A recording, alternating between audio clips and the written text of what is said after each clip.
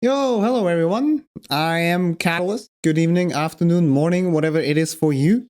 Most of you will probably know me. Most of you that hang around the community, those that don't, I'm a very active Dark Souls 1 runner. And today, what I wanted to do with you guys is something that we haven't done on the Speed Souls channel before. And that is, I'm gonna go over a world record, which I achieved earlier this week, on Monday actually, so pretty much a week ago. And it's gonna be Dark Souls Remastered all bosses. And what I want to try and do is basically go over the run, explain most of the stuff, not super in detail, but basically whatever we can explain during live interaction. I'm also going to analyze where some of the time saves and time losses are. And, whenever you have any questions, feel free to post them in the chat. I'll be interacting with you guys. And, at the end, you can keep them till the end, but you can also post them basically during the run, as I'm sure there's going to be a lot to cover, but also there's going to be some time for questions. So basically, I'm just going to get into it. So the way this is going to work is I have my VOD ready here with the game audio, and I'm just going to be commentating over everything that's happening. So first off, before we get started, like I said, this is Dark Souls Remastered, so it's not the original version of the game. And on top of that, it's all bosses. So that means all the 26 bosses in the game have to be killed, including the DLC ones, because yes, those are bosses, and as such, they count towards all bosses. That makes a lot of sense. I'll be starting as Thief with Black Firebombs. This is so that I can have Black Firebombs as a starting gift and the Master Key at the same time, which is necessary for some of the routing in the run. And that's pretty much the start, so let's hop into it. As you can see, I have a big cursor on my screen so that I can maybe show you guys stuff. We can pause, rewind, and let's get into it. So the run starts with just another reset. This was about an hour into the session on Monday, so pretty early still. And right off the bat, you're gonna notice one thing that I'm gonna be doing, and that is blocking or toggling whenever I'm starting to sprint. So that means after any sort of animation, like opening doors, but even when I'm just running in the middle of, in the middle of the world, like there, I toggle twice. Now I'm gonna get on the ladder, I do some menuing. I'm gonna use the dark sign in Asylum. So I put it there on my hot tab, on my hotbar. Not hot tab, that was weird. Wonder what I've been up to this week. You will also notice that my game is in Japanese. This has nothing to do with the speed, per se. This is basically just to save IRL time, because the Japanese version, as in playing in the Japanese language, allows me to return back to the game 1 second faster on every quit out, which is a decent real-life time save, And I also think it looks cool, so I've been playing in Japanese for a while now. So you saw me dispose of the first boss, Asylum Demon. It's kind of straightforward. This is, one of the big reasons why the Black Firebombs are good. I collect both the starting items for the Thief class. And what I'm going to do here is already the first glitch of the run, and that is breaking the Oscar wall with the stand-up animation. So I'm going to jump to this destructible wall, quit out, and upon return you're going to see it blast off. And that's because the stand-up animation is actually, has destructive properties to it, so you don't get stuck anywhere. I talk to Oscar, I get through dialogue really quickly because I can use my mouse wheel to scroll through it, and I dark sign immediately. The reason I have this bonfire as my last is because I managed to kill Asylum Demon and then run through the cage door before it shut down. Or as in, not before it shut down, but before I got the victory achieved screen. And that sets my bonfire to that one instead of, having it prior, having it at the first one. Then I do a quit out at the end of Asylum because that saves in-game time. The game is timed via in-game time. It's the most consistent and the fairest method of competition. So that means there are gonna be a couple of places where I quit out in order to either make things consistent, and it's not really gonna cost me that much time, or I'm gonna quit out to skip some animations, or reset enemies, or perform glitches. And in all of those times, you're gonna see that in the loading screens and the main menu, the timer is not gonna be running. So right after we get out of Asylum, I head to Underberg, and the first thing I'm gonna do is I want to free Griggs, because Griggs has sorceries, he's in the lower berg. And in order to free him, even though I have the master key, I actually need the residence key, which is dropped by the undead merchant here. So I'm just gonna bomb him.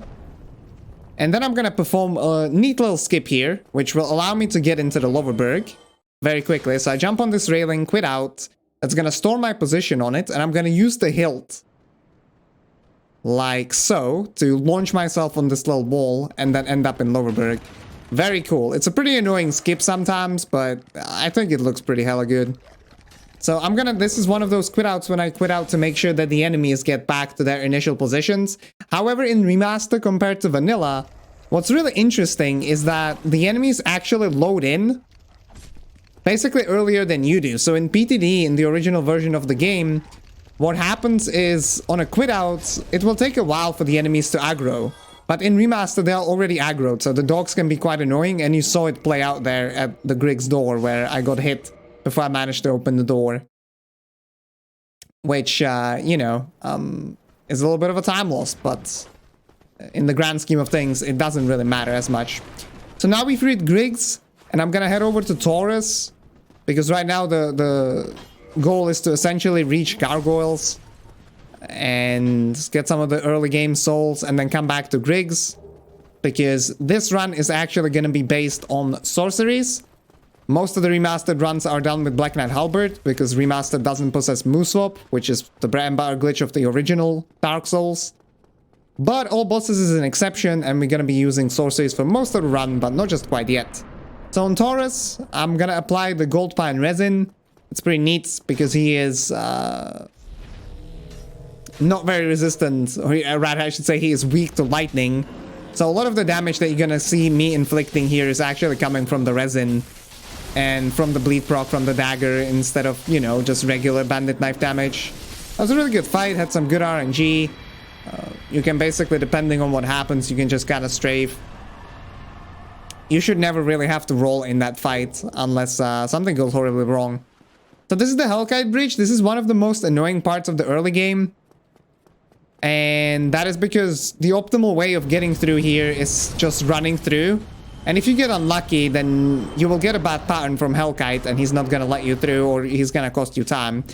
Fortunately, in this run, I got the good pattern. I pick up this soul on the bridge at the same time, and we got through, so that's pretty neat. But yeah, definitely a bunch of resets there.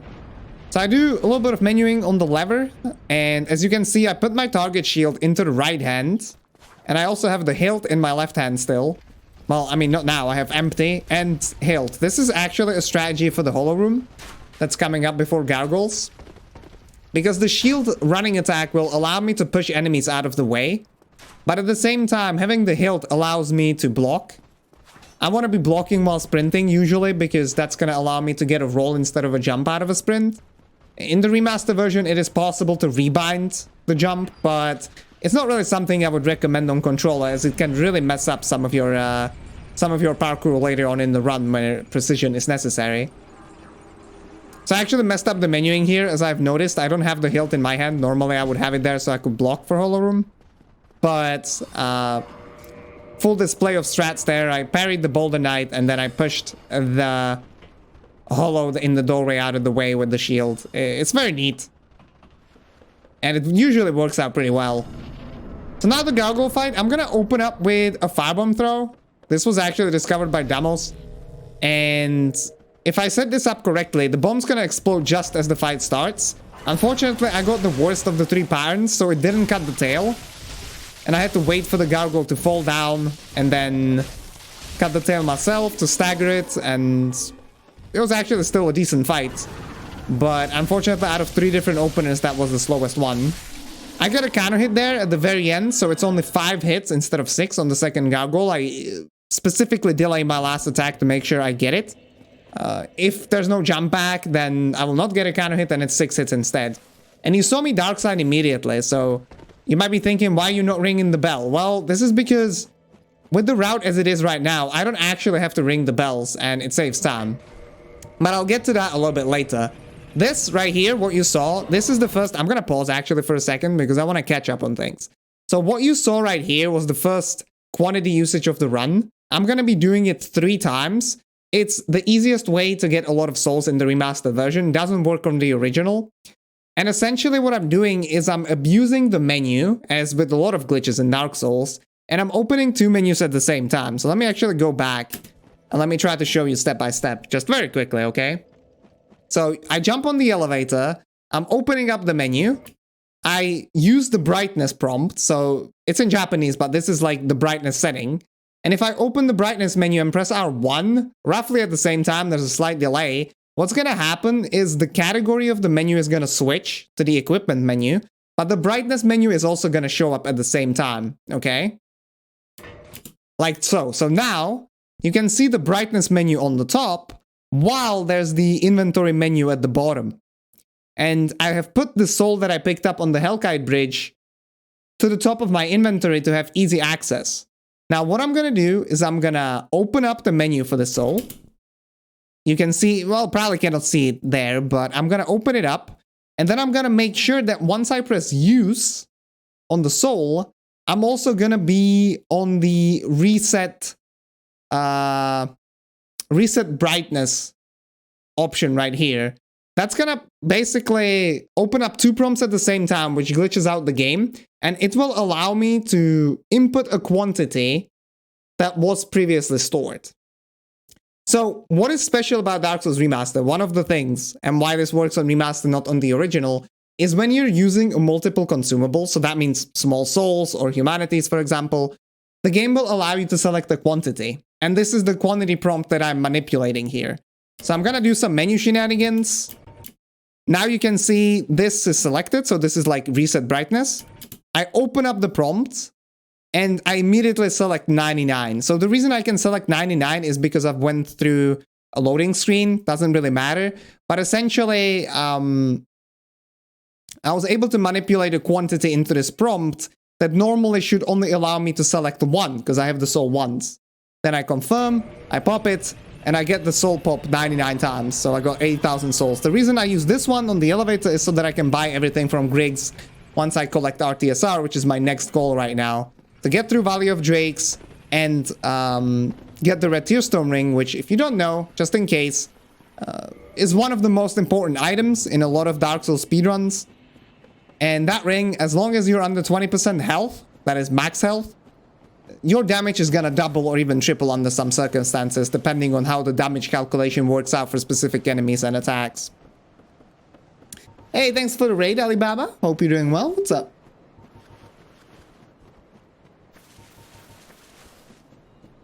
So here, I'm gonna pick up this soul next to the Undead Dragon. This one, again, is gonna be duped, but after Griggs, on the long elevator to Undead Parish. That's why I activated the shortcut. And let me go back quickly to the bell. So I skipped the bell, and that is because there are two skips that allow me to do it, essentially. First one is obviously the Sense Gate skip. That one is well known. But that only really gets me past the first thing that the bells do, right? Because they open the Sense Gate. Everyone pretty much remembers that. But a lot of people forget that ringing both the bells also opens the Firelink Pit. The pit in Firelink Shrine that leads to Firelink Altar. And by the end of this run, I need to be able to actually access the Firelink Altar somehow. In order to place the Lord Vessel and in order to finish up the game, right?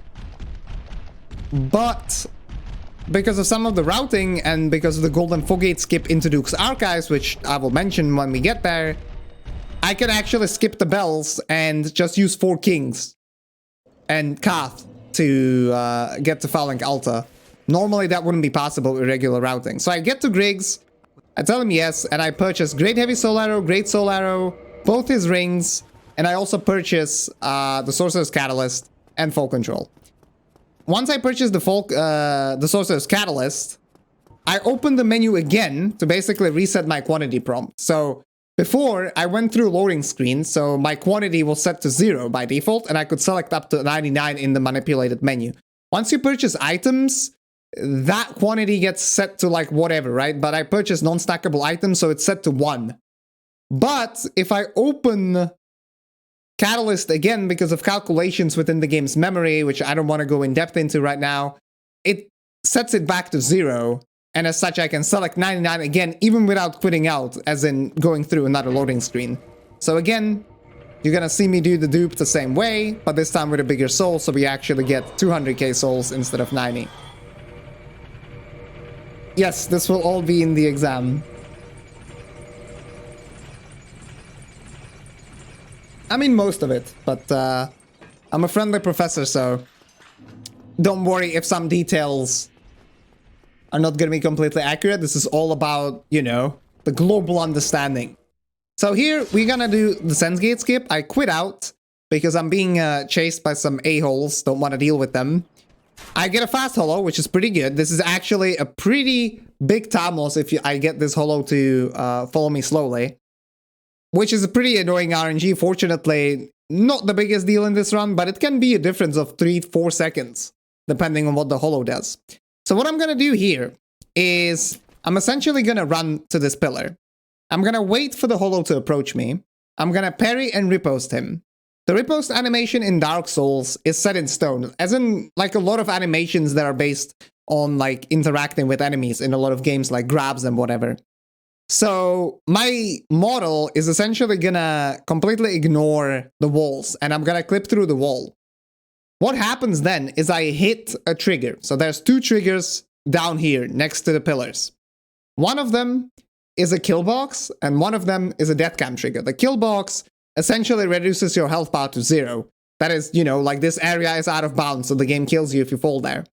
The death cam trigger is the one that's interesting and the one that I want to hit. Like, there are 2 different planes, and they are not overlapping completely. So what I can do is essentially only hit the upper one, which is the death cam trigger, and that's supposed to be the cinematic camera that gives you, you know, like, yeah, it gives you basically a more interesting look when you're actually dying when you fell off of a platform. It also stops, and this is important, it stops everything in the game from loading and deloading, because naturally, like, the devs expected you to die at that point. So once the death cam is active, nothing loads or deloads. So that's what's gonna happen now. Get approached by the holo. I get the slowest attack, which is kind of annoying, but it's still better than having him approach me slowly. I parry riposte. I hit the death cam trigger. And now I'm gonna navigate towards Sen's Fortress. So, as with a lot of games, again, the assets to areas are loaded later than the areas themselves, right? Because if you're looking through, you can maybe see like some of the peaks or whatever of an area, but you're not going to be able to see all of the details, so all of the details load in later. And these assets include elevators, doors, ladders, and gates. What I do at this bonfire that I sat at, I'm above Andre right now running towards Sen's Fortress. I just level up some stats. I level attunement, level intelligence, because I want to be smart and also powerful. And I attune the spells that I had purchased. So this is like, this is not out of bounds. A lot of people actually, when they see this for the first time, they think this is out of bounds. No, we are normally in bounds. Just the camera, obviously, is set in place. And as such, you cannot really see much, because things haven't loaded properly. But the collision for it is still there. This right here is the Sen's Gate. And I have just ran right through. So what I'm gonna do is jump and quit out, and I'm gonna be inside of Sen's Fortress without ringing either of the bells. Very cool. Left side saves about a second, 1.3 seconds, I think. But there's a little bit of a risk that the holo might catch up, which never really happens to me on the right side, but it's worth it in most cases to just do the right side. So this place is kind of simple. As long as I quit out at the same place every time, the pendulum cycles are going to be the same. And now I need to free Logan, right? Because sorcerers have a tendency in this game to get trapped. And I'm going to do something very interesting here. So first you're going to see me jump. This is because I'm switching to mouse and keyboard right now. So normally I play on controller. I get this asked quite a lot because sometimes people on my stream can hear the keyboard. So then they're like, oh, what do you play on? So I play most of this run on controller. But there are parts in Remastered that are beneficial to be done on keyboard and mouse for various reasons. And this is one of them, and that is being able to walk straight very easily on keyboard. So I jump. This is where I switch from controller to mouse and keyboard. And I'm gonna walk on this cage, okay? Now I drop on the cage. This wall behind the snake is destructible, right? But normally without this glitch, what I would have to do is just attack him and wait for one of his attacks to break the wall, which is random and quite annoying to deal with. So what I want to do is do the same thing that I did in Asylum and just quit out next to the wall and break it. But the problem is that the ground right in front of the wall right here is unstable. So that means whenever I will walk over it, the game's not going to store my position anymore. So if I just walked towards it and quit out, I would respawn further away from the wall and I need to be colliding with it. So what I do instead to get past that unstable ground and get directly to the wall is I drop on this little cage and then I use some keyboard and mouse magic again to basically get a really easy jump. And I quit out and the wall's gonna go kaboom.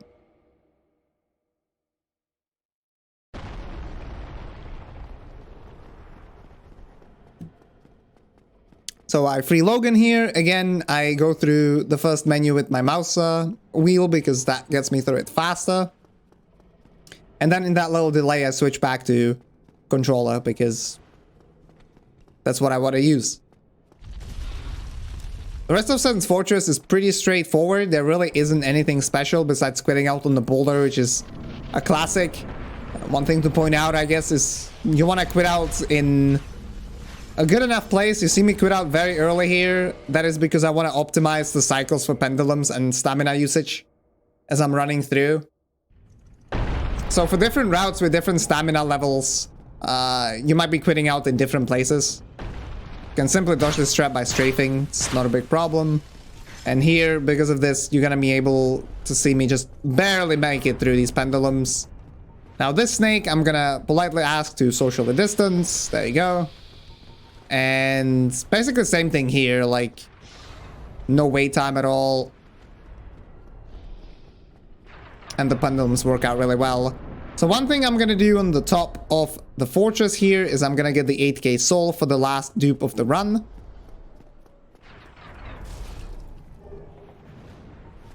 And I'm gonna approach Iron Golem. So the rings I purchased from Griggs, they are actually the Bellowing Dragon Crest Ring, which I have equipped by now. And that boosts my sorcery damage by 20%. Very important.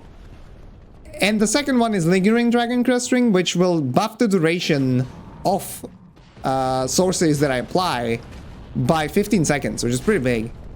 Or I guess by 50%, but normally full control is 30 seconds. With it, it's 45. So here's Bob. Get Bob out of the way.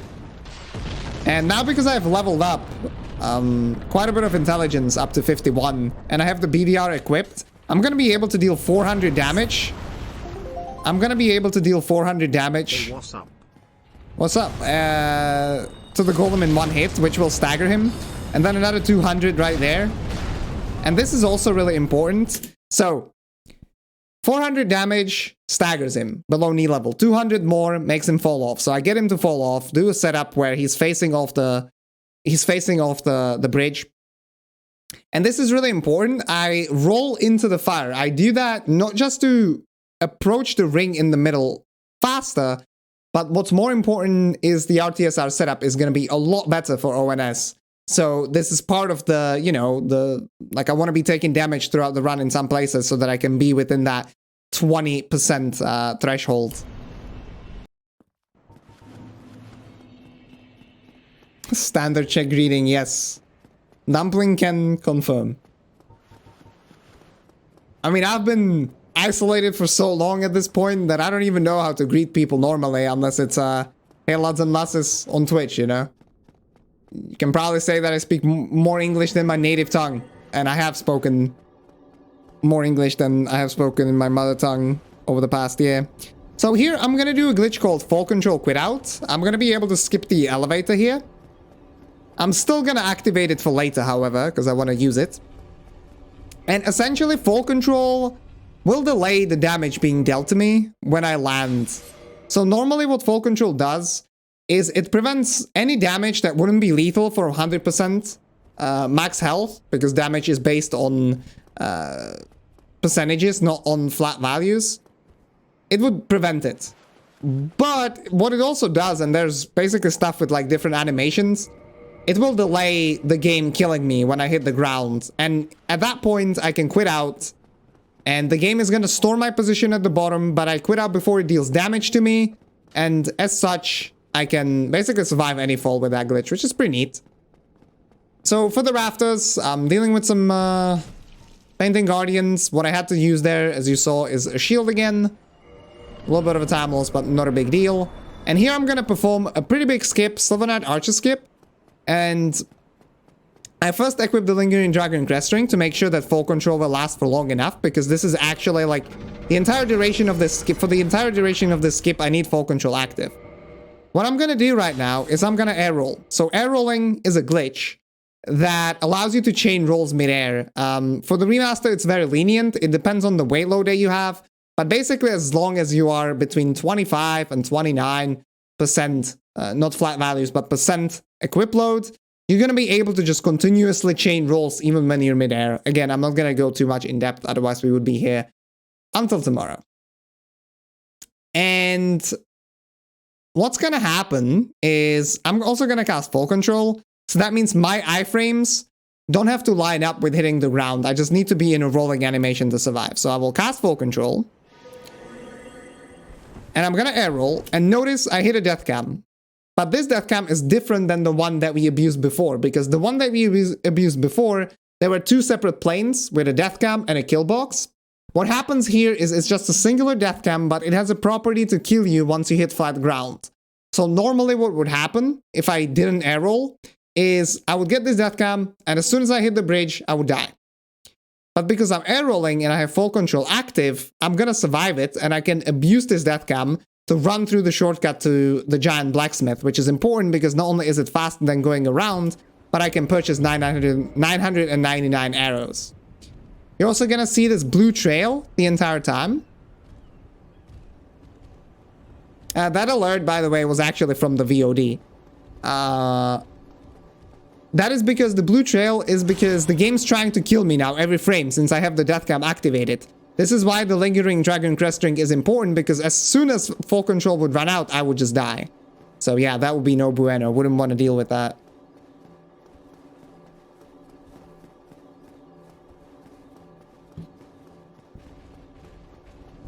I have to navigate around these enemies, but I have some pathing there and whatnot that makes it pretty easy. Sometimes you have to roll some of their attacks, but it's not a big deal.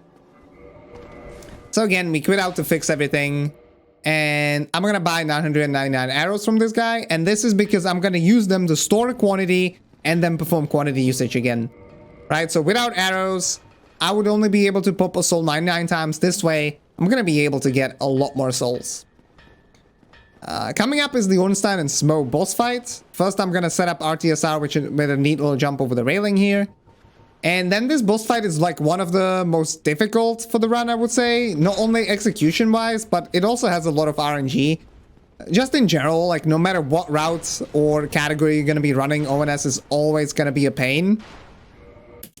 And with magic, that's doubly so, because with magic, Ornstein can jump around and dodge your attacks, which is really annoying. So the plan is to hit a Great Heavy Soul Arrow here, and then 2 Great Soul Arrows, the second one staggering Ornstein. And then Smo, I'll be able to hopefully stun lock. So there are 3 different openings. I get the dash one, so I run to the left side. I start casting. And as you can see, I'm not getting the optimal fight because he dodged one of my attacks, but it was just one dodge, fortunately. So I managed to get him pretty quickly. And at the start of phase 2, I make a pretty big mistake here. I mess up my aim and I miss Smo as he's approaching me. So I essentially wasted a spell cast. And now 2 Great Heavy Soul Arrows will stagger him. I do GSA. I do another one. This is really good because I managed to hit him around his hammer. His hammer actually has a hitbox. And if you hit the hammer, you don't deal any damage to him. But I managed to hit this extra GSA around, and that will allow me to now finish with 2 Great Heavies instead of Great Heavy and then GSA, which is going to save time.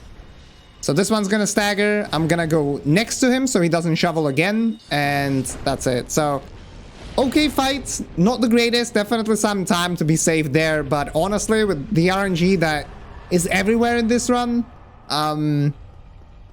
it's not really something that I would, you know, have to grind for, essentially. Definitely could have been a better fight, but could have been a lot worse as well.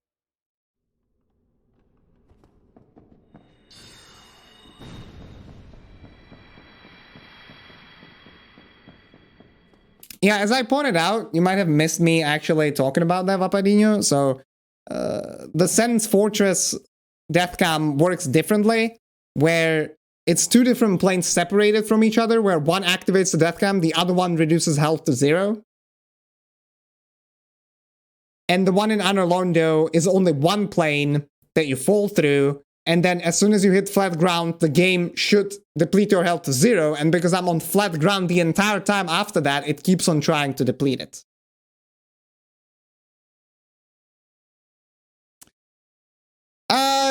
Silence. So first off, maybe your save file is way too close, because there are some bosses, well, a lot of them, where if your save file is too close, it's gonna mess up the AI. So you want to make sure that your save file is a little bit further back. Let me actually show you where I have my save file for ONS. So my save file is roughly here, actually. This is where I have the save file, and then you use the gadget to teleport to the fog gate. Another thing that can cause it is the fog gate entrance. Perfect timing. As you see, I enter at around this tile down on the bottom. If you enter further to the left, you can get a glitched Ornstein opener that you don't want to deal with. Also, the reason you have to run to Guinevere is because you have to stay near her for a certain period of time in order to activate this cutscene. So I shoot her because it's faster than having to talk to her. But then if I just left the room right now, I would never get the Lord Vessel, right? And I don't have to run as far into the room. I just have to stay within near proximity for a certain period of time. This just so happens to be like perfect, to be the perfect cue, the perfect setup to be in the room for long enough to get the cutscene to activate. Yeah, it's another one. If you don't have a cutscene, that's problematic as well. So if you redo the ONS fight, you're gonna have different openings, as in behaving differently. So now I'm gonna die, and this is by no accident, because once Anor Londo goes dark, if you remember, we never took the Anor Londo bonfire when we entered Anor Londo, but once Anor Londo goes dark, and you die within it, it instantly sets your last bonfire as the Anor Londo bonfire. So this way, I can get the Anor Londo bonfire for later, even though I never actually had to go out of my way to rest at it. So that's why I death warp here instead of just using the Dark Sign, because the Dark Sign will take me to Undead Parish. Yeah, if in case there's any questions, keep them coming. And, you know, like I said, at the end, there's going to be a session as well. So what I do there is I store a quantity by opening the drop prompt for the arrows that I had purchased. That the game sees that I have 999 arrows, so it stores the maximum selectable quantity as 999. Now I'm going to perform the same dupe. I got it first try, which is neat, because this is the one that actually can cost you time, since you're not doing it on an elevator. And as you can see, I'm getting quite a lot of souls, 8 million to be exact. So now the goal is to purchase sources from Logan, because we had freed him in Sen's Fortress. So I'm going back to Firelink. I'm going to level up my stats first. I get some attunement, some endurance, dexterity to 45, because that allows me to cast faster. 45 is the cap, and then max in that I can get, which is 97.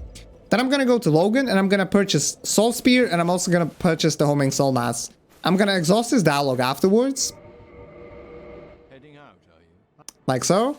That triggers him to move next time this area is reloaded. But a quit out won't do it. Like, I have to actually reload the area.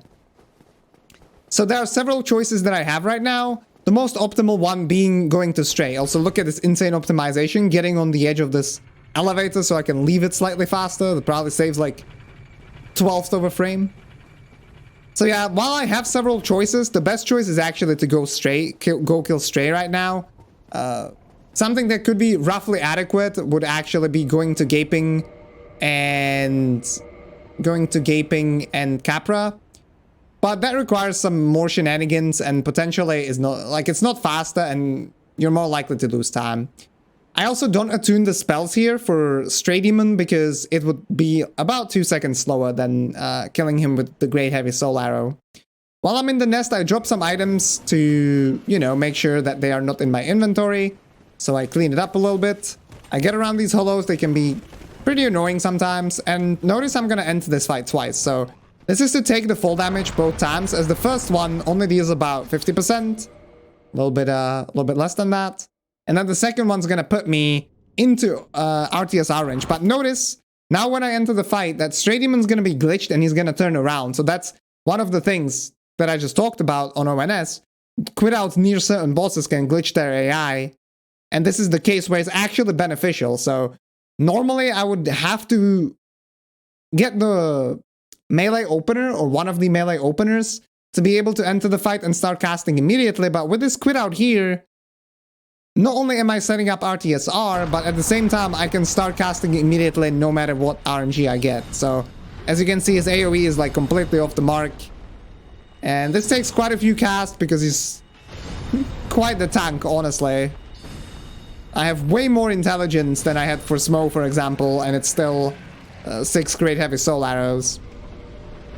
Here I just do some fancy menuing to be able to equip the Homeward Bone very easily. In the Prepare to Die edition, newly acquired items are put into your hotbar, while in Remastered that's not the case. I'm gonna pick up the Dole, I'm gonna bone out immediately, and get back to Firelink.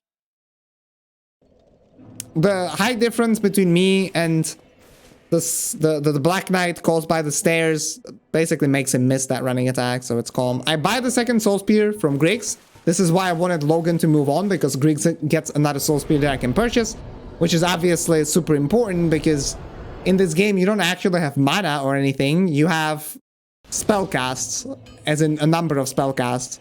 And I would run out of spells on a lot of boss fights if I didn't have 8 Soul Spears. So now I go to Andre, I purchase the Crest. That is to open the forest. I purchase Bastard Sword. That is for air rolling, because now I have more endurance, so my air roll setups will require me to equip more stuff. And I also purchased this, shield, because that one is good compared to the target shield. It has 100% physical resistance. And that's good. Hey Fujin, we're doing pretty alright. How about yourself? Hi, I'm a viewer. Hello, viewer. So, again, this one is in the VOD. Nothing I can do about that alert, okay? So now what I'm going to do is I'm gonna do everything in the forest. The reason I do everything at once in the forest is because the bonfire here is not warpable. You know, not every bonfire in Dark Souls 1 you can actually warp to. And this is one of them, so I don't want to lose it. I don't want to have to run back all the way from Undead Parish back here.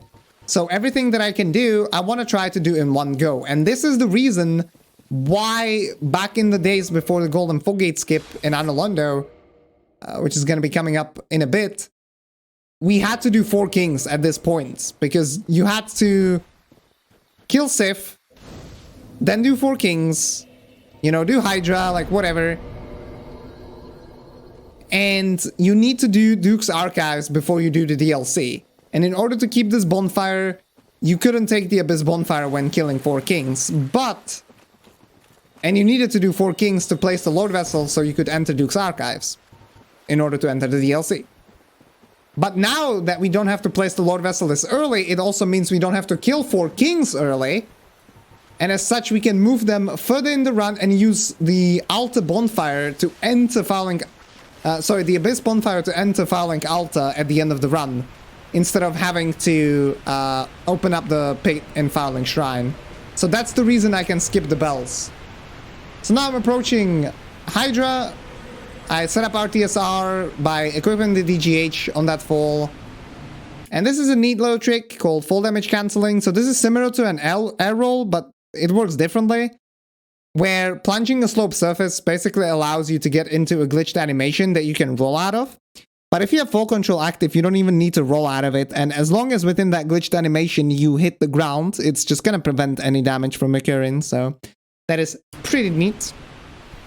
Hydra is a 4-shot. This strategy is consistent. There's one variable that can change, but that would be the follow-up attack here. But it doesn't matter which one you get. And as I'm killing Hydra, I'm already progressing towards the Golden Golem, because that is where Dusk is, and I need to free her in order to access the DLC. This part of the run is pretty annoying, because not only do I have to free Dusk, I also have to summon her later. So there's 2 RNG elements on this split. The first one being what happens here on the Golden Golem, and how he approaches me. The optimal way would be to get a shot early and then get a shot right after he jumps. I don't think that's what happens here. Yeah, I don't get a jump at all, which is okay. It's not the worst. But it means I'm a little bit further from where I have to go now, since I have to go to the other side of the lake. In routes that don't have to summon Dusk, you don't really care about what Golem does, right? Because you just need to kill him and then talk to Dusk.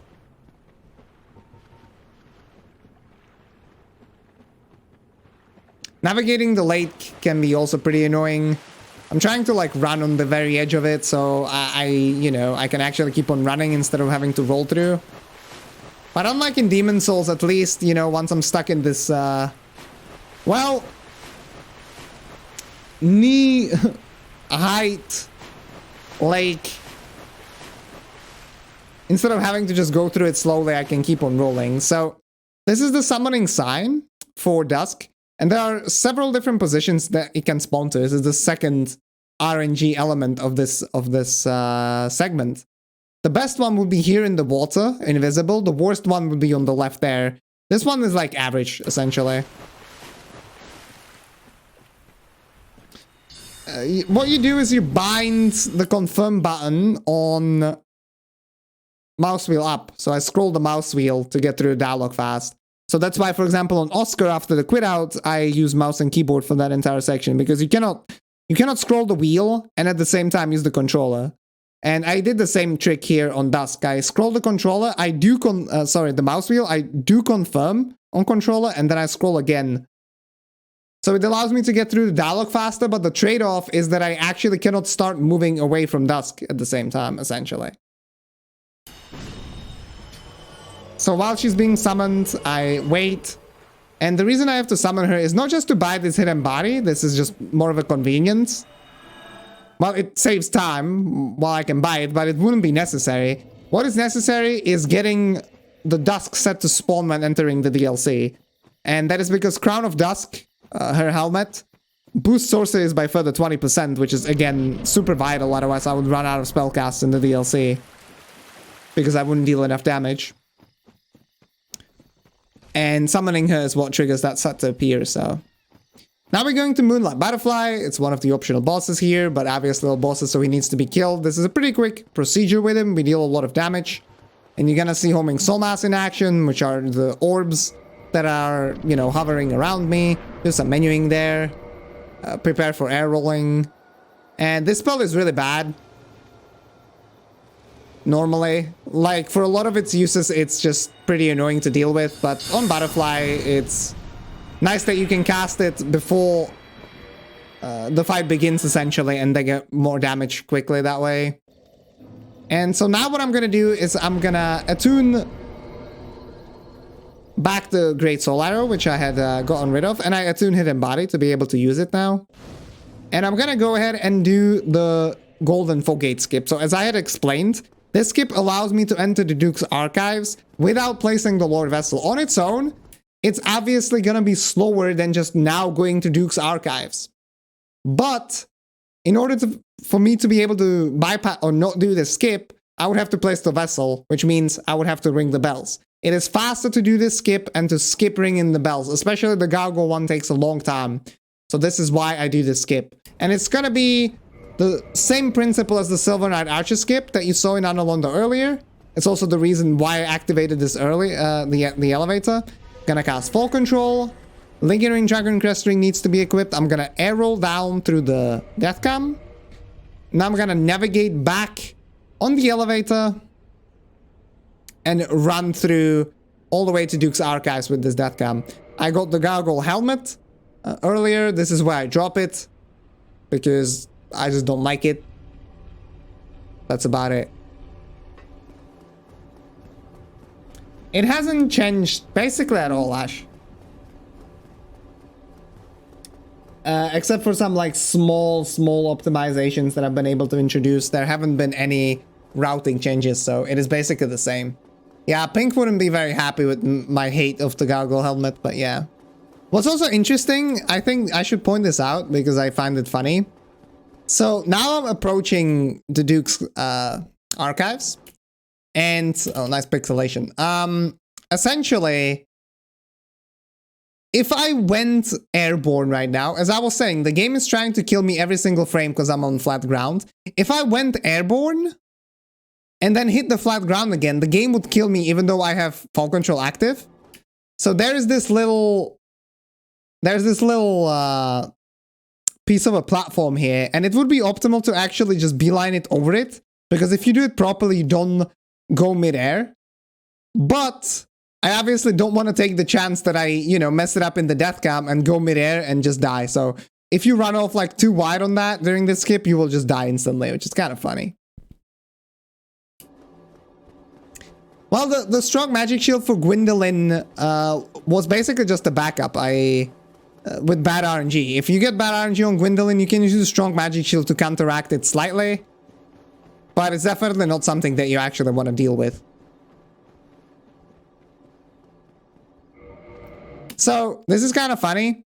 As you can see, this is the start of Duke's Archives. And there's barely enough collision on the ground where I can get past the Golden Fog Gate and not spawn in front of it, which is pretty dope. Like, I jump off, and here I am already falling down.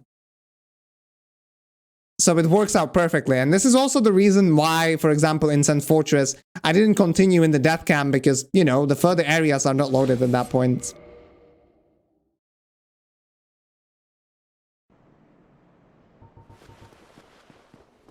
So now we're inside of the Duke's Archives. I don't want to get hit by the boar.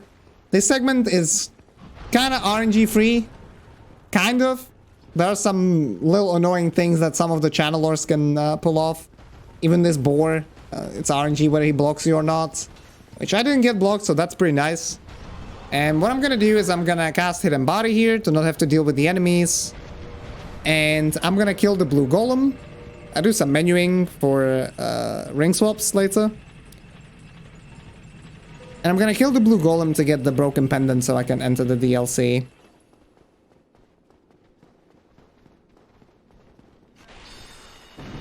One soul spear, another soul spear.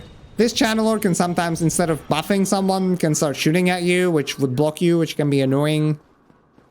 And next up is the Duke's Upwarp. So essentially what I'm going to do is I'm going to activate this elevator, whose default position is here on the bottom.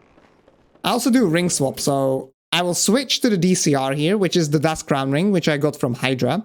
What this ring does, as you can see, HP, it halves my health. But it gives me, basically, not exactly double the cast, but it increases the amount of cast that I have.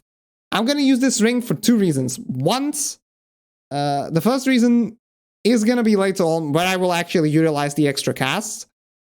The reason I use it here is to have my HP, switch back away from it, and then the next drop that I take is going to leave me in RTSR range, while if I didn't actually have my HP beforehand, it wouldn't. So you can use it to set up RTSR. Which is really good because relying on enemies to set up red tearstone ring range is really annoying because obviously it's RNG. What pattern they give you, what attacks they give you. So now back to RTSR. And I'm going to quit out as the elevator activates. And now the elevator is going to be on top because I sent it up. Right? And what I do is I actually roll in this corner and then roll off back immediately. And what's going to happen is because the elevator's default position is on the bottom, and the way this game loads its assets, it loads at the bottom first, and then instantly gets taken to the top. But because I'm close enough to it, it's going to take me with it. Just see for yourself.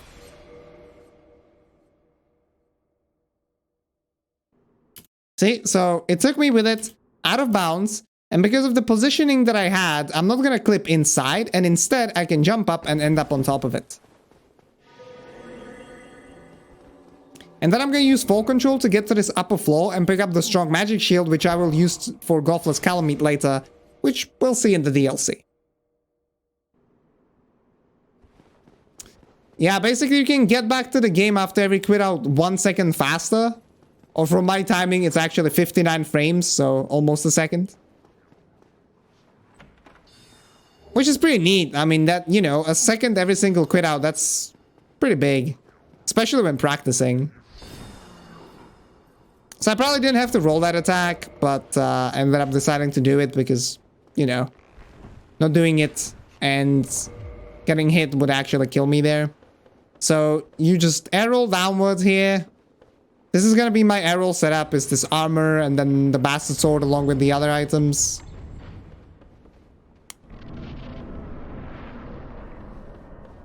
And now because of the ring swaps, you can see that I'm very low on health at this point.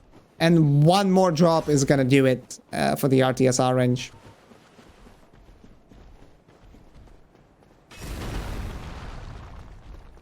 In order to skip crystal caves, what I'm gonna do is a full control quit out here. This one is possible without full control technically because there's a slope down there, but it makes no sense to go for that. So again, a drop that we can survive. I have to make sure that I jump correctly or that I fall off the very peak of the crystal, otherwise I hit a kill box. Full control doesn't prevent kill boxes from killing you. And that last drop, you see now I have RTSR active. I'm gonna use hidden body again for the clams, because the clams can actually enter the fight with you. Unless you do like special pathing, and the special pathing is slower than just casting hidden body and running through here. As soon as I enter the fight, I'm gonna use S. I'm gonna tap S on my keyboard to turn around perfectly. I'm gonna shoot the Crystal of Immortality that Seath has spent bazillion years working on. Boom. And then I'm gonna cast. And what's funny, well, first of all, I'm obviously casting to his core to deal extra damage. But right now, before the game updates the fact that the crystal is destroyed, he's still gonna be healing, right? Because normally, if the crystal is active and you damage Seath, you deal the damage, but he heals up. So as you can see, his health bar is gonna go down and then back up a little bit. That actually tells you that you basically cast it very optimally, since you didn't delay your cast too much. Which is kind of neat, because you have a lot of an overkill with the last Soul Spear.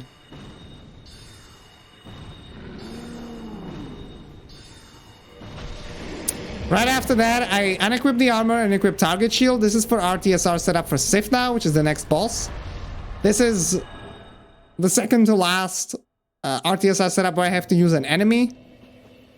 So we're going to be using this dame that we call Consistent Knight, because she's not very consistent. One neat thing that I need to point out, and shoutouts to Meow for checking out the code for this. I'm going to be blocking, not just to be able to roll or whatever, but I want to be blocking when I get spotted, because as soon as I get spotted by the enemy has to, like, the game has to determine what the enemy is going to do and which attack it's going to select. And if I'm blocking here, the chances for getting a good two-handed attack, which will set up RTSR properly for me with the next drops, is a lot higher than if I'm not blocking. So every time you're approaching this knight and you need this dame and you need the two-handed attack, or one of them, always try to block. It's not 100% consistent, but it increases the consistency quite a bit. So I got spotted now. You can hear the audio. So I can stop blocking at this point. Toggle escape the attack by just toggling through it. And this was the stronger two-handed attack, which gets me directly into RTSR, and we are ready for Sith.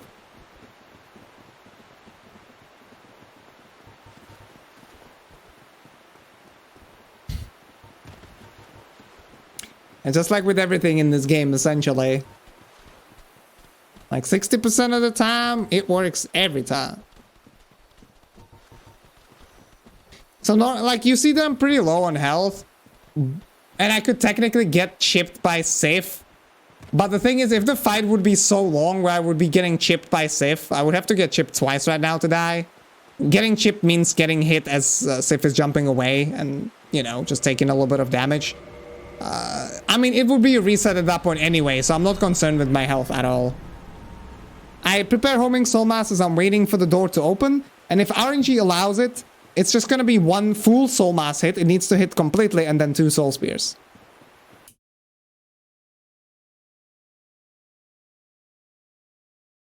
Yeah, quitting out at the door essentially ends up being slower, and the glitch out itself is not really worth it with sorceries.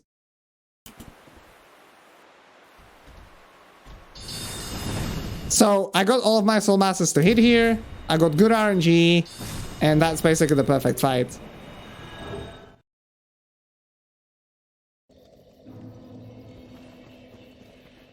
Yeah, it depends on the route that you do. Because some routes that are melee might benefit from that glitched opening. Some routes also need to get the Hornet Ring there, so yeah, it really depends.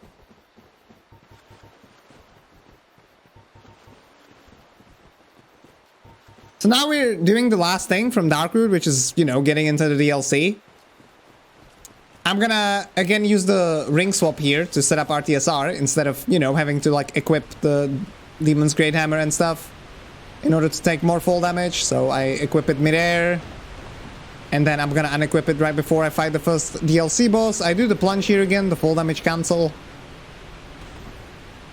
And one more time you have to go through this annoying lake.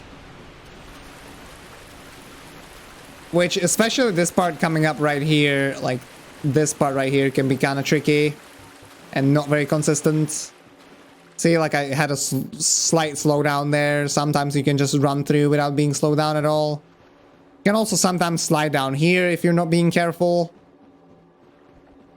And I want to try to jump from a specific place here, so I ensure I get a jump and then 2 rolls will be enough to get the set and not enter the DLC by accident. I have lost a run like that before. So here, now that I have the Dusk set, I'm gonna equip the helmet. The crown, that is.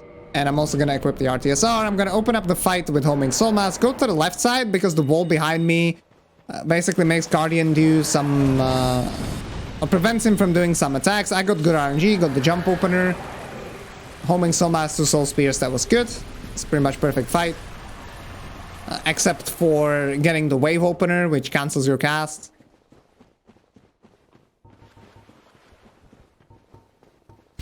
How's the runs? Pretty good. 1 attempt so far. It's going alright, I must say.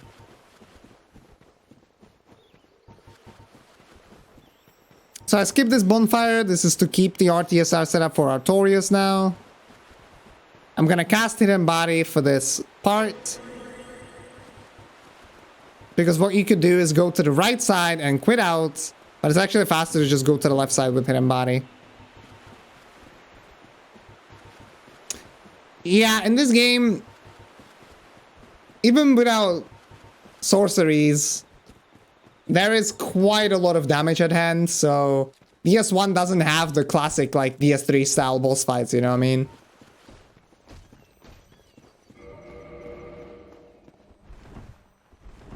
Air rolls down to skip this elevator. This is normally a shortcut I would have to activate by getting here around the forest. And we're gonna go straight to Artorias. Artorias has several patterns. Basically, the worst one is if he just rolls out of the way. That can be pretty bad. If he gives you a good follow-up, you basically gonna lose like 2 seconds. If he gives you a bad follow-up, it's pretty much a reset, I guess. What I want to do here is enter the fight, and he starts with a scream, so that actually gives me perfect amount of time to cast Homing Soulmask first. And then I want to get a jump or a melee opener. And I want to stagger him, and hopefully just deal enough damage while he's staggered.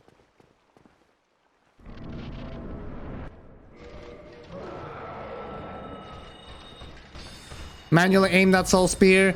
I got unlucky here because, as I have pointed out, Homing Soulmask is trash. And even though I pan my camera to the bottom, to the side, don't walk straight, I got unlucky this run. And I want to say, like, in 80% of cases, Homing Soulmask is not going to leave me. Maybe 70%, maybe 60%, I don't know. But here, it left me. And I need all of the little orbs to hit in order to have optimal amount of casts. Because this way he's gonna survive with like very little health left, and I'm gonna have to cast an extra Soul Spear, so that's a slight time loss, but fortunately I get a good follow-up now. So this was stagger, and this would have normally killed, as you can see, which it didn't this time, but he didn't do any memes, he didn't roll or anything, so I just got to finish him off.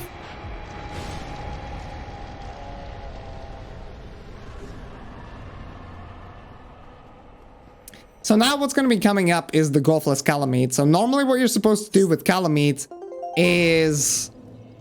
Feels birthday man. What you have to do with Calamite is... What you're supposed to do is go down further into the town hall here, or in the township. Insane Mario rate. Into the township.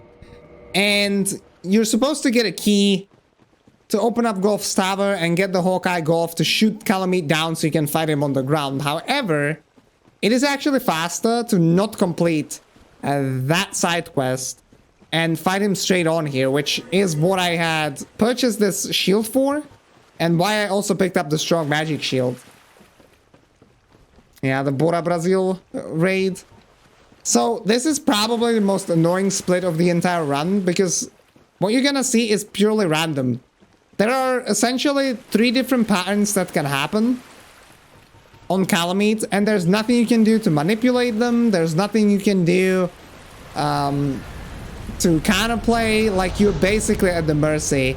And the difference between at the mercy of RNG and the difference between best RNG and worst RNG is 15 seconds, which is huge, because you have to consider that at this point of the run, I'm dealing with just a 25-second leeway in order to beat my PB, right? The goal for this run was to get sub 1 on 150. I have 1 on 150 flat. So I have only 25 seconds of the run, within the run, left in order to be able to reach that goal. And there's still, you know, just about half of the run left. So it's very annoying. I've cast the first strong magic shield so that I can survive. I ensure I have the Dust Crown Ring equipped so I have an extra cast for it. And now I'm gonna wait and see what pattern he does. So this one is the slow one. But the thing is, the slow one can also... it stems into 2 other ones, and that is faster, slow one, or slower, slow one. So this one is the faster one, which is nice. I make sure I pre-aim, start shooting. And this is important. I have to shoot with a perfect timing. It's not like super precise, but you still need to time it correctly so that he's close enough that my Soul Spears will hit him. But at the same time, I don't get burned to a crisp, right? I need to be able to start blocking early enough to not die.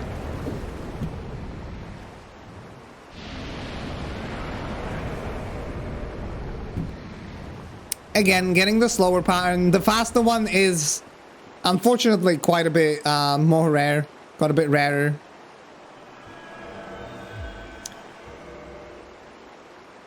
And this one was actually like a special pattern, I think. It was like a middle speed, essentially. So technically there are probably 4 patterns, but it's kind of hard to estimate anyway. But yeah, I'm not quite sure if that was like the fastest or the middle one.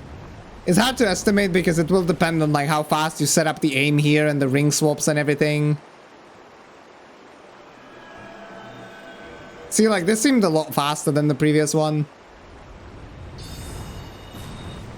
But boom, his health bar is depleted, but he's still programmed to actually finish up his animation. And I'm gonna time my dark sign just as he dies. So right here, you can see that he's starting to die. This means that the boss is dead. This is as if I would see the victory achieved screen. There's gonna be proof of that in just a second. And as you can see, this is the biggest time also of the run, pretty much. Entirely reliant on RNG, so that's why, you know, I'm not actually that mad about it. Lost 8 seconds, basically. And now you're gonna see the Calamity Ring pop up. Boom. And also I get the 60k souls, so that means the boss is dead. I air roll down another shortcut. And Hidden Body comes in pretty clutch here because, you know, a lot of enemies in here. The DLC design isn't that great when it comes to enemy placement. It's just big open areas with a lot of enemies scattered around, and these are pretty annoying to deal with because the dark magic is very strong, as you're gonna see once I use it a little bit later on. He was dead because, as I pointed out 5 seconds ago, his animation has to finish playing out and then he dies.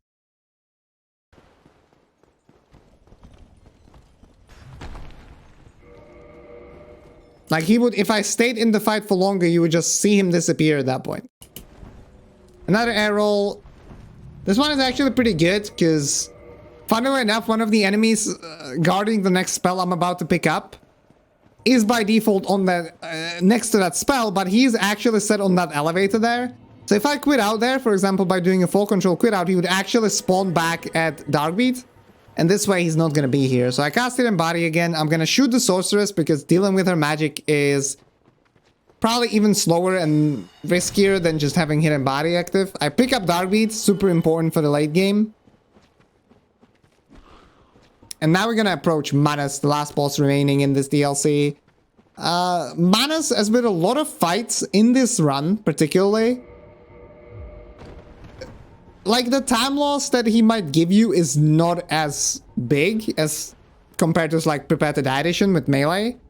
But the thing is, because of that, you basically end up with, like, getting really good RNG or resetting, right? So this run tends to be quite a bit more consistent, I want to say, than PTDE. But also, once you get to this level of optimization that I am at, you need more of that good RNG, essentially. So you, instead of having good and bad RNG, you have good RNG or reset most of the time. So what you saw there was a neat little gate skip. It also allows me to set up RTSR range. It saves a little bit of time. So I can enter this arena like this because of how it works. It's, you know, it takes you there through a cutscene, and I will not take any fall damage from this fall. Okay, let's see what I get. So I get the overhead opener. Do I get Frog Walk? I get Frog Walk, which is great. This is almost perfect, essentially. Now he's going to cast because he's under 60% health. And because I keep my distance, he actually does this cast instead of doing rain or his shotgun attack because I'm far enough. Here, funnily enough, I actually have to stop locking on and cast this spell manually. Otherwise, the lock-on would just miss because remaster lock-on spells, like, remaster lock-on in general is kind of crappy. And locking on with spells is pretty bad in the remaster in some cases, and this is one of them. So I consciously lock off and manually cast, manually aim. Then I have to get close enough so the Darkbeat doesn't actually kill me, and one more and he's dead.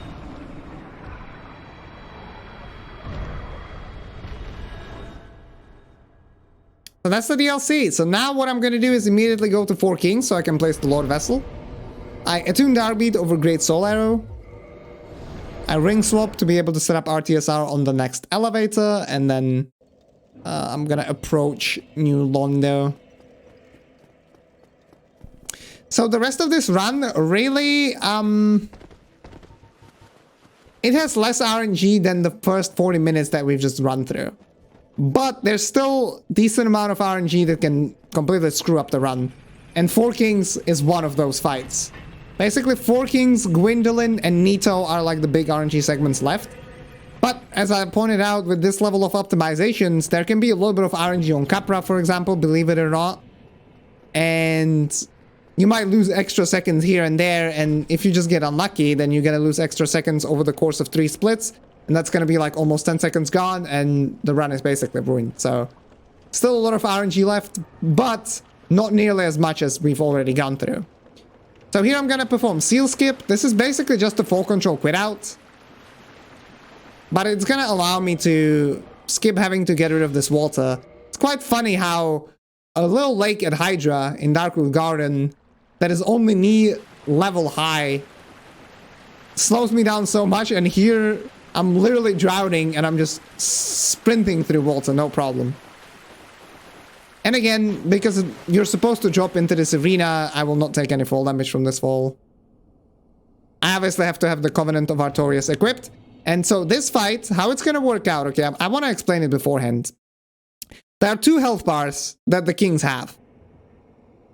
One is the cumulative health bar for everything, for the entire fight, for all of the 4 kings.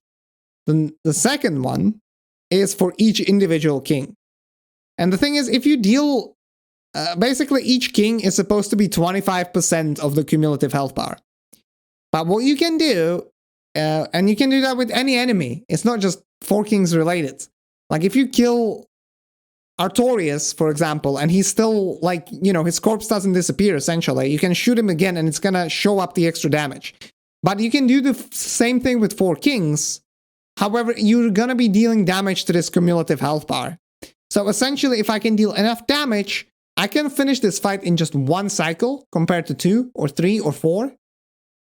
The problem is, it's quite tricky. So the reason it's tricky is I'm going to be using Darkbeat, and Darkbeat is a projectile spell. Now,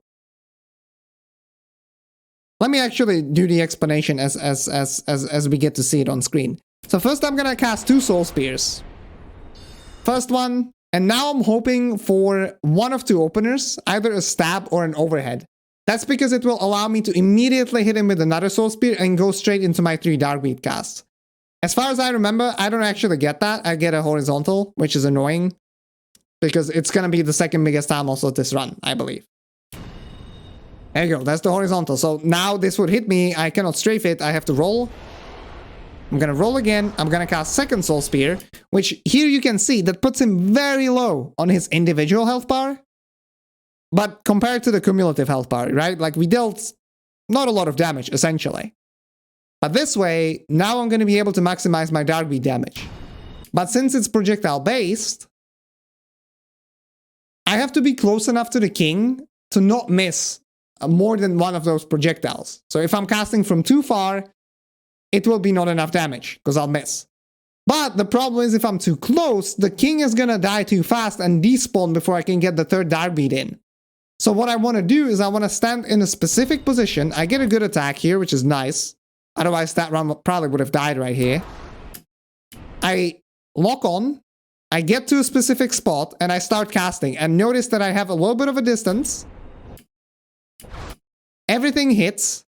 And the reason I want to have the distance is because as the Darkbeat is traveling through the air, I can get further through the cast animation and as such be able to get the 3 Darkbeat casts in time to hit before the king disappears. It's really strange because this doesn't happen in PTD. It's remaster special. In PTD, I could just stand right next to the king and keep on casting. In this game, I have to be not too close and not too far. After the first cast, I can just keep on moving. I can just keep on moving towards him. Then it's no problem at that point. I actually want to keep on moving towards him so I decrease the travel time because the king is dying already anyway. And boom. So yeah, that is 4 kings in 1 cycle. Pretty neat.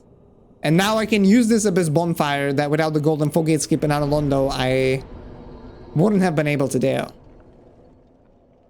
Scroll to cast dialogue, have him take me to the Firelink altar in order to place the Lord Vessel. The reason I need to place it is because there are no ways to actually, in this game, to skip the 2 remaining fog gates, golden fog gates, which would be the one before Nito and the one before Fire Sage. And as you see on the splits, maybe I lost about 5.1 seconds compared to optimal. So Calamite and 4 Kings have lost me about 13 seconds. Now I'm gonna go ahead and go to Painted Worlds. This is basically just a cleanup now of whatever bosses are remaining, and it is faster to kill them with Darkbeat. I do the same full control quit out I had used earlier. Yeah, well, the king having a tiny hitbox means that if you're too far, you're gonna miss. But if you're too close, it has nothing to do with the hitbox. At that point, he just dies too fast for you to be able to... Yeah, he disappears too fast for you to be able to get the 3rd cast. So you need that perfect distance. Not too close, because if you're too close, it's gonna disappear. But not too far, otherwise you're gonna miss. So that's why it's tricky. I can only recommend really watching a bunch of my VODs, because I have setups for like every single attack that you can punish. Yes, one of the projectiles can miss. Ring swap. I have been killed on this ladder before, by the way, when I talk about not a lot of RNG in the late game. Very 1% meme, but I've been hit like 3 times in a row with a dagger. As in with 3 daggers. And the run just ended right there. Painted World is pretty straightforward. I'm actually gonna use, what's funny, I'm gonna use the Calamity Ring from Calamite to take more damage from an attack in order to set up RTSR. It is not the speediest thing, but unfortunately there are like no reliable ways in this game to set up RTSR in Painted Worlds, because the holo RNG is the holo AI is really borked on 60 FPS. So I take that arrow into my, you know, chest, essentially, with the Calamity Ring equipped.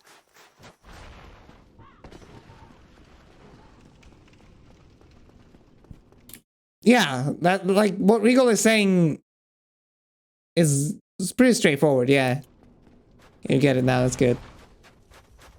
Since there's more cast time before the death animation starts, or there's travel time of the projectiles, you get further through the casting animation, essentially.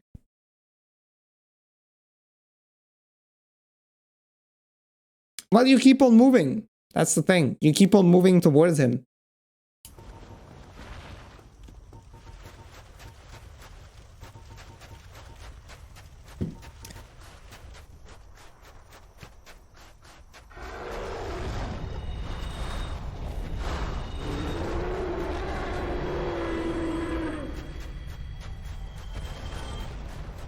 So I killed this Undead Dragon, forced this guy to stand up because it's basically an NPC. He's not hostile.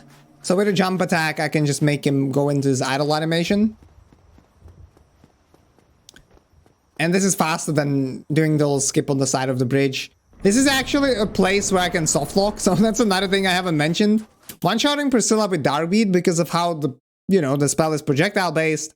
It can essentially cause her to loop her dialogue. And the problem is that once you activate this fight, in order to leave Painted World, because right now before the fight is activated, I could just leave, no problem. But once it's activated, she needs to die before you can leave. And if you get the dialogue loop, the fight is activated. She's technically dead, but not really, because the dialogue is just keeps on playing again and again. So you cannot actually leave Painted World at that point. It will be your soft lock. So that is something that that would be pretty annoying to get. We didn't get it this run. Otherwise, if we did, we wouldn't be here analyzing it, I suppose.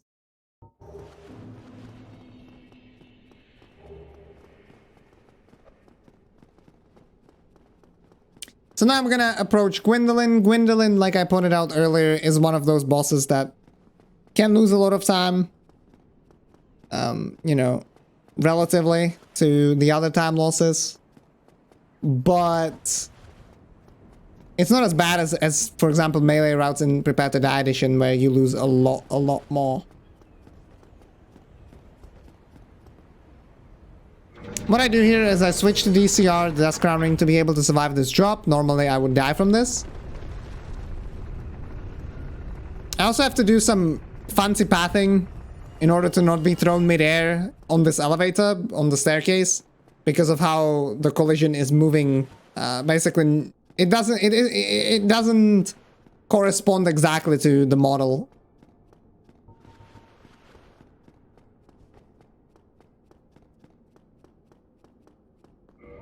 Switch back to RTSR and let's see what pattern I get. Essentially, I don't want to get the homing soul masses because those are, you know, really annoying to dodge. So you basically have to hide behind the pillar. I constantly toggle like that because it makes me start sprinting slightly faster. That's really good. I got perfect RNG on Gwendolyn essentially. And now it's just a one shot. I also start casting from a little bit further and aim down so that I don't have to run all the way up to it. Or to him, rather. So yeah, really good Gwendolyn. Like at any point, if I have to accelerate to sprinting speed, I want to be either toggling or blocking. So here, I, for example, block. You saw that. And here, I'm going to block again because you cannot actually toggle. You cannot queue up a toggle as you're standing up, but you can, you know, just hold block and it does the same thing. It's a very small time save throughout the run, though. I see a lot of runners. This is like my advice to new runners. Don't do the toggle escapes if it's messing up your stamina, or if it's messing up, well, not toggle escapes, just toggles, or if it's messing up your pathing. Like, you're losing way more time to suboptimal stamina management and bad pathing compared to what you're saving by toggling, because if you perfectly toggle throughout the entire run, you probably save like 2 seconds or something. So I mean, it's cool if you want to get used to it, of course, but I would just suggest doing some segment practice and figuring out the optimal stamina management with toggling, and then incorporating it. So what I'm going to do now is a neat little skip to Capra. I'm going to first jump here, and this is Remaster Special because of 60 FPS collision. I can clip on this ladder if I turn around in the correct time. And I'm going to use the hilt to boost myself to the other side of the railing, cast Hidden Body, and I'm gonna roll into the Capra fight.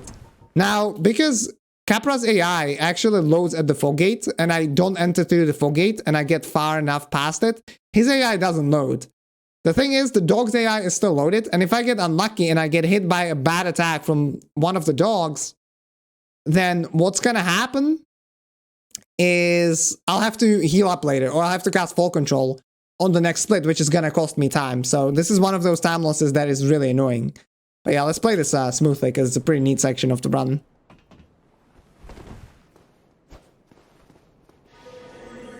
That fling to the other side is also not as easy as it looks, because you have to make sure you move far enough to the right to be able to build enough momentum. It's just a one shot. I roll to dodge the attack from the dog. Nice goal by 0.1. And then I quit out. And because I quit out as the game just gives me the victory achieved prompt, the boss is now dead, right? But while I quit out, the game still considers his arena unstable. So I quit out at pretty much the perfect time before his arena is made stable. And as I had mentioned earlier, unstable property means that it's gonna not store your position on a quit out, and instead it's gonna put you to the last stored position, which is here at the top. So that's pretty good.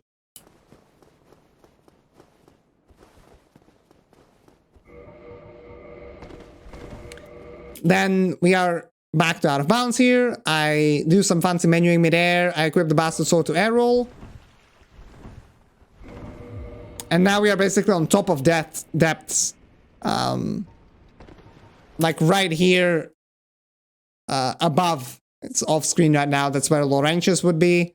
So I just navigate in out of bounds. And in order to get to Gaping Dragon's Arena, I'll have to do a pretty difficult skip. It's normally very easy. It's the Gaping Fogate skip.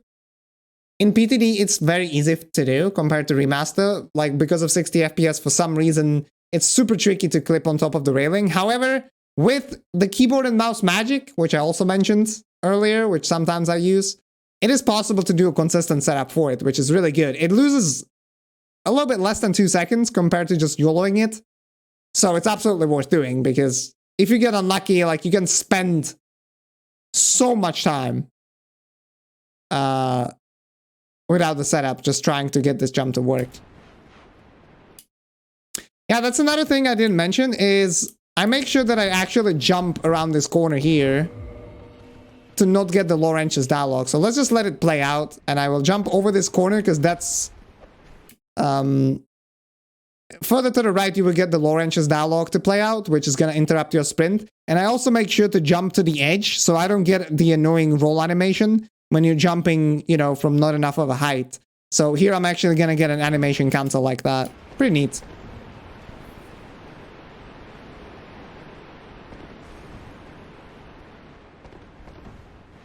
So what I'm going to do is I'm going to do 2 back steps. And then I jump. And then I quit out. This was all done on keyboard, basically. Then I'm going to spawn on top of this little railing, and I can jump over into the gaping arena. And then, you know, in the meanwhile, I'll also set up RTSR and just two-shot this guy.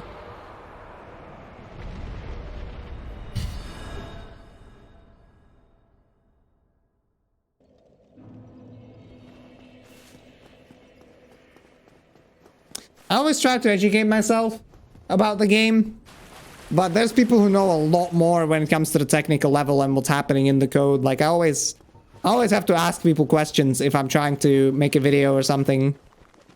And fortunately, people are very helpful, and the community is great. So if you think about joining us, joining the running ranks, don't hesitate, because, you know, as long as you act civil, you will be rewarded with a friendly community that's willing to help you with any issues you might be having. Yeah, that beat is a mega strong, because obviously it's a DLC item that I'm using outside of the DLC right now, and then also have a really good build for it. So yeah. So right now what's left is essentially Nito and then Lost Isolate. So we do Nito first.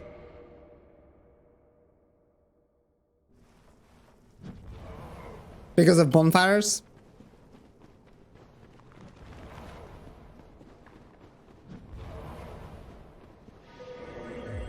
And I'm gonna cast Hidden Body. And just to demonstrate again how memey this game can be, I have Hidden Body active.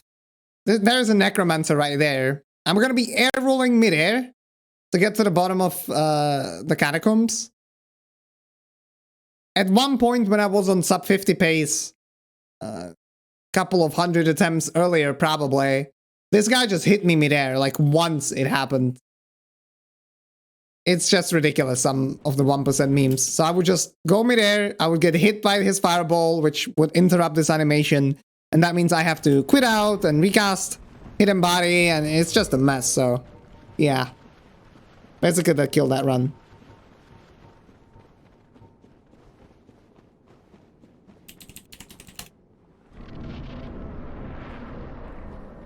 So now Pinwheel, a cool little thing, again, that I want to mention. Rolling into cutscenes is pretty annoying because you don't have as many frames to input the roll to cancel the falling animation, the landing animation, sorry, right? So what I do here is I switch back to mouse and keyboard, and I'm going to be scrolling my mouse wheel for the roll. So I scroll my mouse wheel for dialogues, that's mouse wheel up, and mouse wheel down plus control is my roll button on keyboard bindings. And that allows me to basically, if I scroll at the right time, consistently get rolls into cutscenes. I did the same for Gaping Dragon. I do the same here. This is why I'm on mouse and keyboard right now for Pinwheel. Get rid of him. And I'm back to controller.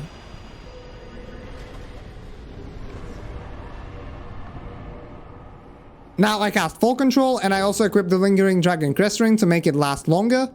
That is so that I don't take any damage through the next drops. And as such, I can